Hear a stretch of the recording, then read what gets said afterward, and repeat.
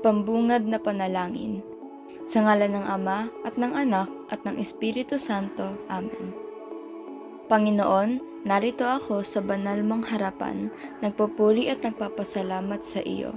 Sa tulong ng panalangin ni Santa Catalina at ng mga biyayang kaloob niya, hayaan mo po akong manatili sa iyo.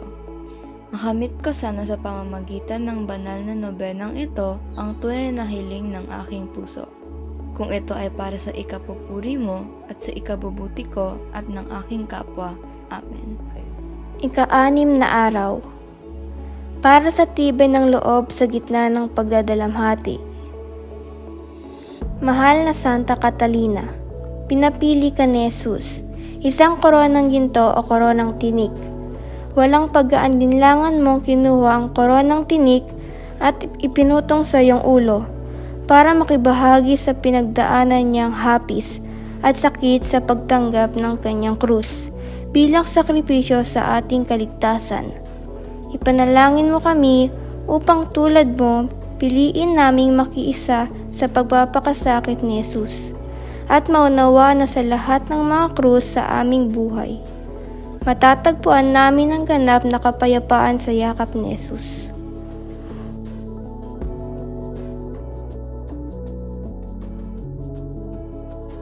Santa Catalina ng Siena, ilapit mo ang aming puso kay Jesus. Turuan mo kaming mahalin siya ng wagas at maramdaman ang kanyang payapang kalooban sa lahat ng pagkakataon, masayaman o masakit ang aming pinagdadaanan sa buhay. Dalhin mo ang aming mga dasal kay Jesucristong aming Panginoon. Amen. Ama namin, sumasalangit ka, sambahin ang ngalan mo, mapasa amin ang kaharian mo, sundin ang loob mo, dito sa lupa para nang sa langit. Bigyan mo kami ngayon ng aming kakanin sa araw-araw, at patawarin mo ang aming mga sala para ng pagpapatawad namin sa nagkakasala sa amin. At huwag mo kaming ipahintulot sa tukso at iadya mo kami sa lahat ng masama. Amen. Aba, Ginoong Maria, napupuno ka ng grasya. Ang Panginoong Diyos ay sumasa iyo. Bukod kang pinagpala sa babaeng lahat, at pinagpala naman ang iyong anak na si Jesus. Santa Maria, Ina ng Diyos, ipanalangin mo kaming makasalanan, ngayon at kung kami mamamatay.